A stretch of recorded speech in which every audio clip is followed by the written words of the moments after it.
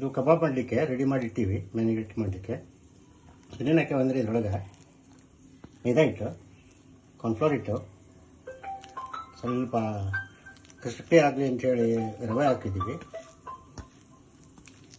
ಉಪ್ಪು, ಖಾರ, ಬೆಳ್ಳುಳ್ಳಿ ಪೇಸ್ಟು, ಅಲ್ಲ ಬೆಳ್ಳುಳ್ಳಿ ಪೇಸ್ಟು ಎಲ್ಲ ಹಾಕಿ ಮ್ಯಾರಿನೇಟ್ ಮಾಡಿಟ್ಟೇವೆ. ಸ್ವಲ್ಪ ಹೊತ್ತು ನೆನೆಯಲಿಕ್ಕೆ ಇದನ್ನೆಲ್ಲ ಮ್ಯಾರಿನೇಟ್ ಮಾಡಿಕೊಂಡು ಈ ರೀತಿ ಆಗಿರುತ್ತೆ. ಒಂದು ಅರ್ಧ ಗಂಟೆ ಇಟ್ಟಿದ್ದೀವಿ. ಸ್ವಲ್ಪ ಚಿರುಟಿ ರವೆ ಹಾಕ್ಕೊಂಡಿದ್ದೀವಿ ಕ್ರಿಸ್ಪಿ ಆಗಲಿಕ್ಕೆ. ನೋಡಿ, ಎಲ್ಲೂ ಬಿಡಲ್ಲ, ಇದು ಕರೆಕ್ಟಾಗಿ ಹಿಡ್ಕೊಂಡಿರುತ್ತೆ. ಹೌದಾ? ಒಂದು ಅರ್ಧ ಲಿಂಬೆ ಹುಳಿ ಹಿಂಡಿದೆ. ಇದಕ್ಕೆ ಲಿಂಬೆ ಹುಳಿ ಹಿಂಡಿದರೆ ಬಿಡೋದಿಲ್ಲ, ಏನು ಪೇಸ್ಟ್ ಇಷ್ಟು ಏನು ಬಿಡೋದಿಲ್ಲ.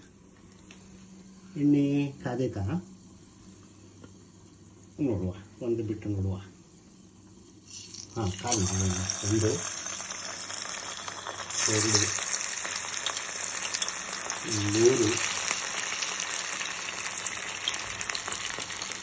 4 5 ಇಷ್ಟಕ್ಕೆ ಸಾಕು. ಕೆಲವರಿಗೆ ಫ್ರೈ ಮಾಡೋಕ್ಕೆ ಜಾಗ ಬೇಕು, ಇಷ್ಟು ಸಾಕು.